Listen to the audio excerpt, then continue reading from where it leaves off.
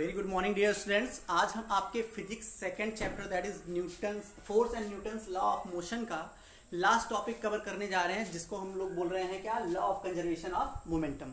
आप लोगों ने बच्चों law of conservation of energy तो सुना ही होगा कि एनर्जी ना तो उत्पन्न की जा सकती है और ना ही डिस्ट्रॉय की जा सकती है। सिर्फ हम क्या कर सकते हैं, इसका एक रूप से दूसरे रूप में रूपांतरण कर सकते हैं। Means energy neither can be created nor destroyed, it can be converted from one form of energy to another form of energy।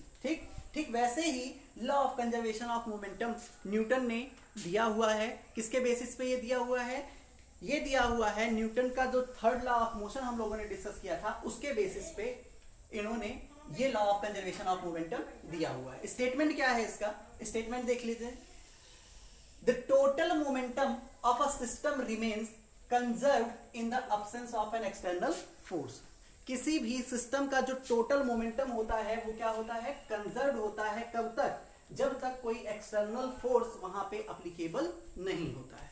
ठीक है, in the absence of an external force the total momentum of a system remains conserved. जैसा कि मैंने बताया था बच्चों, कोई भी लॉ हो, कोई भी रूल किसी साइंटिस्ट के द्वारा दिया गया हो, उसको हम डबल इन्वर्टेड कामा में ही लिखते हैं और सेम वैसे ही लिखते हैं जैसे कि उनका स्टेटमेंट उन्होंने दिया हुआ है।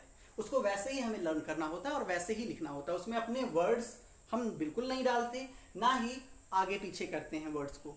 ठीक, तो जैसे लिखा हुआ है ऐसे ही आपको लर्न करना है और ऐसे ही आपको लिखना है। ठीक है बच्चों, तो आई थिंक स्टेटमेंट तो काफी हद तक आपको क्लियर हो गया होगा। चलिए अब स्टेटमेंट को मैथमेटिकली देख लेते हैं कि आखिर न्यूटन ने क्यों ऐसा कहा कि जो लॉ ऑफ की जो टोटल मोमेंटम होता है किसी भी सिस्टम का, वो क्या रहता है? हमेशा कंजर्व रहता है। ठीक है, तो एक एग्जांपल के थ्रू उन्होंने इस चीज को एक्सप्लेन किया हुआ है, वो हम लोग देख लेते हैं। इन्होंने क्या किया, दो कारें ली। एक कार ली C1 कार C1 और दूसरी कार ले ली C2 कार C2। ठीक, ये C1 कार है और ये C2 कार है। इन्होंने ये माना कि मान लेते हैं इस कार का मास कितना है m1 और इस कार का मास कितना है m2।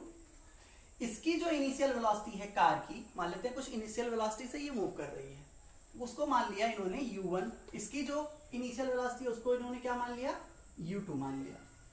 ठीक, अब बोल रहे हैं कि अगर कार C1 का मोमेंटम हमें निकालना हो तो क्या होगा? देखिए P1 इक्वल टू क्या हो जाएगा? M1 U1 हो जाएगा। और कार C2 का मोमेंटम अगर कैलकुलेट करने जाएं तो P2 इक्वल क्या हो जाएगा? M2 U2 हो जाएगा। ठीक है, अब अगर हम बात करें टोटल मोमेंटम किसका किसका? कार 1 और कार 2 का टोटल मोमेंटम की अगर हम बात करें, the total momentum of the cars C1 and C2 equal to क्या हो जाएगा? P1 plus P2। इसका मतलब P1 की वैल्यू है M1 U1 और इसकी वैल्यू क्या है? M2 U2। ठीक है, ये हो गया टोटल मोमेंटम। ठीक, ये तो स्टेप 1 है इस डेरिवेशन का। ये क्या है? स्टेप 1। फिर से समझिएगा इसको। न्यूटन ने क्या किया, दो कार एज्यूम किया, कार C1 और कार C2। ठीक, इन्होंने क्या कहा कि कार 1 का जो मास है वो मान लेते हैं M1 और वो U1 वेलोसिटी से अगर मूव कर रही है तो उसका जो मोमेंटम हो जाएगा वो कितना हो जाएगा? M1 U1 हो जाएगा। आगे बोल रहे हैं कि जो कार C2 है उसका मास अगर M2 है और U2 वेलोसिटी से वो मूव कर रही है तो उसका जो मोमेंटम हो जाएगा वो कितना हो जाएगा? M2 U2 हो जाएगा। अगर हम दोनों कारों का मोमेंटम निकालें तो दोनों कार का मोमेंटम क्या हो जाएगा? ऐड हो जाएगा। तो ये आ गया आपका।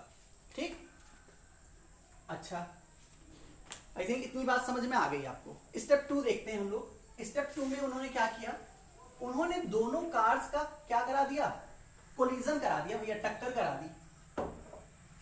क्योंकि दोनों की वेलोसिटीज क्या हैं? अलग अलग हैं इनिशियल वेलोसिटीज। तो उन्होंने क्या किया, एक कार को दूसरे कार से टकरा दिया। ठीक, टक्कर करा दिया, कोलिजन करा दिया। तो अब कार का मास तो सेम है, लेकिन जब कोलिजन हो जाएगा तो उनकी वेलोसिटी क्या हो जाएगी? चेंज हो जाएगी।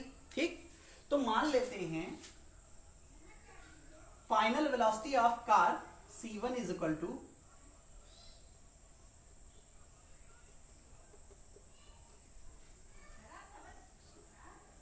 C1 इज इक्वल टू कितना हो जा रहा है V1। ठीक, तो मोमेंटम कितना हो जाएगा, मोमेंटम हो जाएगा m1 v1। ठीक, and final velocity of the car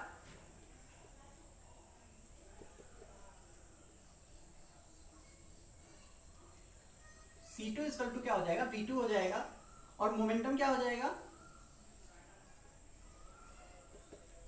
m2 v2 हो जाएगा। अगर टोटल मोमेंटम निकालें, टोटल मोमेंटम आफ्टर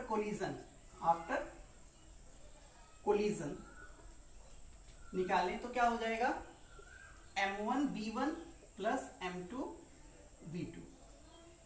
ठीक, ये मान लेते हैं इक्वेशन नंबर 2 है। इतनी बात क्लियर है आई थिंक। ठीक है भाई, जब दोनों कार आपस में कोलाइड करेंगे, कोलिजन होगा, टक्कर होगी, तो कार 1 की भी वेलोसिटी चेंज हो जाएगी और कार 2 की भी वेलोसिटी चेंज हो जाएगी। तो हम लोग मान लेते हैं कि टक्कर के बाद कार की जो वेलोसिटी है वो v1 हो गई, पहले कितनी थी u1 थी, और कार 2 की वेलोसिटी कितनी हो गई v2 हो गई। मास तो चेंज होना नहीं है, ना तो कार 1 का ना तो कार 2 का। तो अगर मोमेंटम निकालें तो m1 v1 कार 1 का मोमेंटम और m2 v2 किसका हो जाएगा कार 2 का मोमेंटम। इस तरह से अगर आफ्टर कोलिजन हम लोग टोटल मोमेंटम निकालें तो वो क्या हो जाएगा m1 v1 plus m2 v2। ठीक, आगे देखते हैं स्टेप 3। स्टेप 3 में अब rate of change of momentum निकालना है। क्या निकालना है, rate of change of momentum, कि पहले जो मोमेंटम था और बाद में जो मोमेंटम हुआ उसमें कुछ चेंजमेंट है या नहीं है, और अगर है तो वो कितना है वो निकालना है। The rate of change of momentum, the rate of change of momentum of C1 equal, C1 means car 1 equal to क्या हो जाएगा m1 b1 minus u1 upon t। ठीक, f12 इक्वल क्या हो जाएगा m1 b1 minus u1 upon t। The rate of change of momentum, the rate of change of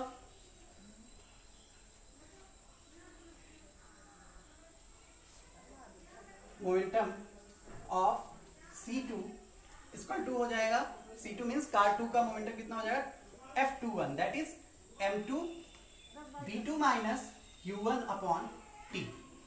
ठीक, अब हमें क्या करना है, स्टेप 4 लेना है। स्टेप 4 में क्या करना है, ये न्यूटन का जो law of conservation of momentum है उसको यहां पे अप्लाई कर देना है। ठीक है, अब हम लोग जानते हैं कि जो न्यूटन का थर्ड लॉ है वो क्या कहता है, वो ये कहता है कि किसी भी एक्शन के फलस्वरूप, कोई भी जब एक्शन होता है तो तुरंत एक रिएक्शन होता है अपोजिट डायरेक्शन में। ठीक, तो यहां पे अगर हम बात करें एक्शन की, एक्शन क्या हो जाएगा रिएक्शन कि अपोजिट हो जाएगा। अब अपोजिट है तो इसका मतलब हम इसको माइनस साइन से शो कर सकते हैं। ठीक है, डायरेक्शन क्या होगी भाई, एक्शन इधर हो रहा है तो रिएक्शन किधर होगी, इधर होगी। अब डायरेक्शन जब अपोजिट है तो हमें माइनस साइन यहाँ पे लिखना पड़ेगा। अब एक्शन और रिएक्शन है क्या बच्चों, एक्शन और रिएक्शन दोनों है क्या, दोनों है फोर्स। जैसा कि हम लोगों ने लास्ट डे डिस्कस किया हुआ था कि एक्शन भी क्या होता है फोर्स होता है और रिएक्शन भी क्या होता है फोर्स होता है। तो हम बात कर लेते हैं F12 इक्वल टू क्या हो जाएगा F21। ठीक है, ये एक्शन था और ये क्या है रिएक्शन है। तो दोनों अगर बराबर हो रहे हैं तो F12 की वैल्यू हम लोगों ने निकाली थी, कितनी निकाली थी m1 b1 minus u1 upon t minus m2 v2 minus u2 upon t। t से t क्या हो जाएगा कैंसिल हो जाएगा, m1 v1 minus m1 u1 minus m2 v2 plus m2 u2। अब क्या करना है हमें, इसको इधर करना है और इसको इधर करना है, तो ये हो जाएगा m1v1 plus m2v2 m1u1 plus m2u2। ये क्या कहलाता है, law of conservation of momentum कहलाता है। मीन्स ये जो मोमेंटम था ये क्या है, टक्कर के बाद का, और ये जो मोमेंटम है ये किसका है, टक्कर के पहले का। It means the total momentum of the system is conserve. ठीक है, जो इस पूरे सिस्टम का जो मोमेंटम है वो क्या है, कंजर्व्ड है। इसका मतलब जो न्यूटन का law of conservation of momentum था वो वेरीफाई यहाँ पे हो चुका है। ठीक, the momentum before the collision is equal to momentum after the collision. मतलब जब कारें नहीं टकराई थी उस टाइम पे उनका जो मोमेंटम था, कार टकराने के बाद भी उनका जो मोमेंटम है, दोनों क्या है, बराबर है।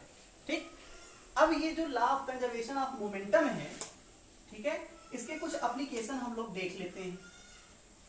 Law of conservation of momentum के कुछ एप्लीकेशन हम लोग यहाँ पे डिस्कस कर लेते हैं। सबसे पहला एप्लीकेशन कि मान लेते हैं नदी में एक नाव है और उस नाव में कोई बैठा हुआ है, कोई आदमी बैठा हुआ है।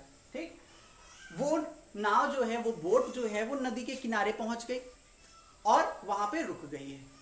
अब उस आदमी को क्या करना है, बोट से उतरना है। तो वो बोट के किनारे पे खड़ा होगा और क्या करेगा, जंप करेगा। ठीक है ना, यही करेगा। अच्छा, होता क्या है, होता ये है कि जब वो जंप करता है तो जो बोट होती है वो पानी में हल्का सा पीछे की साइड में जाती है। ऐसा क्यों होता है, ऐसा इसलिए होता है ताकि जो law of conservation of momentum है वो फॉलो हो सके। ठीक, अब समझिए इसको। जब वो आदमी उस बोट में बैठा था तो उसकी वेलोसिटी क्या थी, 0 थी, है ना। और उस नाव की वेलोसिटी जब वो रेस्ट कंडीशन में थी तो क्या थी, 0। इसमें इट मींस जो टोटल मोमेंटम था उस सिस्टम का जब तक रेस्ट पे थे दोनों, क्या था, 0 था। और जैसे ही वो आदमी उस नाव से जंप किया, उसकी कुछ ना कुछ तो वेलोसिटी हुई होगी। जब जंप किया होगा तो उसकी कुछ ना कुछ वेलोसिटी हो गई होगी।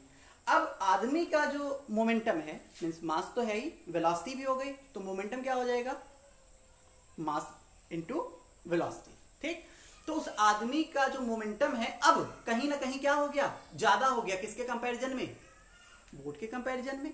भाई बोट का 0 है, आदमी का कुछ मोमेंटम हो गया। और हम लोगों ने law of conservation of momentum ये पढ़ा कि पूरे सिस्टम का जो मोमेंटम होता है वो कंजर्व होता है, वो बराबर होता है। तो इसको बैलेंस करने के लिए बोट जो है हल्का सा क्या होती है, पीछे की डायरेक्शन में जाती है। जब पीछे की डायरेक्शन में जाती है तो उसकी भी कुछ वेलोसिटी हो जाती है। ठीक, और वहां पे भी मोमेंटम जो है 0 ना रह करके कुछ हो जाता है। ठीक, और कितना हो जाता है, जितना मोमेंटम उस आदमी का है उतना ही मोमेंटम किसका हो जाता है, उस बोट का हो जाता है। ठीक है बच्चों, नेक्स्ट देखते हैं हम लोग पिस्टल एंड बुलेट। अगर हम बात करें पिस्टल की और किसकी, बुलेट की, तो जब बुलेट जो है पिस्टल के अंदर होती है, स्टेशनरी कंडीशन में होती है, तो जो टोटल मोमेंटम होता है उस सिस्टम का वो क्या रहता है, कंजर्व रहता है। लेकिन जैसे ही गन को फायर करते हैं हम, बुलेट बहुत स्पीड से आगे बढ़ती है। अब जब बुलेट किसी वेलोसिटी के साथ आगे बढ़ रही है तो उसका जो मोमेंटम है वो क्या हो गया, बढ़ गया, है ना। 0 से क्या हो गया, ज्यादा हो गया। और अगर उसका मोमेंटम ज्यादा हो गया, और हम लोगों को पता है कि टोटल जो सिस्टम का मोमेंटम है वो क्या होना चाहिए, बैलेंस होना चाहिए, कंजर्व होना चाहिए। तो अगर उसका मोमेंटम ज्यादा हो गया तो गन का भी तो मोमेंटम क्या होना चाहिए, उसके इक्वल होना चाहिए ना, अकॉर्डिंग टू दिस लॉ। जिसकी वजह से आप लोग देखते होंगे बच्चों, जब गन को फायर किया जाता है, बुलेट फॉरवर्ड डायरेक्शन में जाती है v वेलोसिटी से, ठीक उसी टाइम आप देखेंगे कि जो गन होती है वो बैकवर्ड डायरेक्शन में क्या होती है, मूव करती है। और जो गनर होता है, मीन्स जो उस गन को फायर करता है, उसको एक जर्क लगता है। ठीक है, जब गन पीछे की डायरेक्शन में मूव हुई तो अब उसका मोमेंटम क्या हुआ, 0 रह गया क्या, नहीं, क्योंकि उसके पास भी वेलोसिटी हो गई तो उसका भी मोमेंटम कितना हो गया, ठीक उतना ही हो गया जितना मोमेंटम किसका था, उस बुलेट का था। ठीक है, तो यहां पे भी हम देख सकते हैं कि जो बुलेट का मोमेंटम है वो गन के मोमेंटम के क्या हो गया, बराबर हो गया। जब रेस्ट में थे तब भी था, जब बुलेट फायर की गई, मतलब गन फायर की गई, बुलेट बाहर निकली, तब भी है। बात समझ में आई। तो इस तरह से न्यूटन का law of conservation of momentum Newton ने डिस्क्राइब किया हुआ है। आई होप बच्चों आपको ये सारी की सारी चीज़ें समझ में आई होंगी। ये टॉपिक आपका खत्म होता है। अब नेक्स्ट डे से हम लोगों को क्या करना है, सिर्फ और सिर्फ न्यूमेरिकल की प्रैक्टिस करनी है। ठीक, अगर किसी को इस पूरे चैप्टर में किसी भी टॉपिक में कोई भी समस्या है बेटा, तो आप मेरे पर्सनल व्हाट्सअप नंबर पे मैसेज कर सकते हो, मुझे कॉल कर सकते हो, पूछ सकते हो। ठीक है, आज के लिए इतना ही। Thank you, have a good day.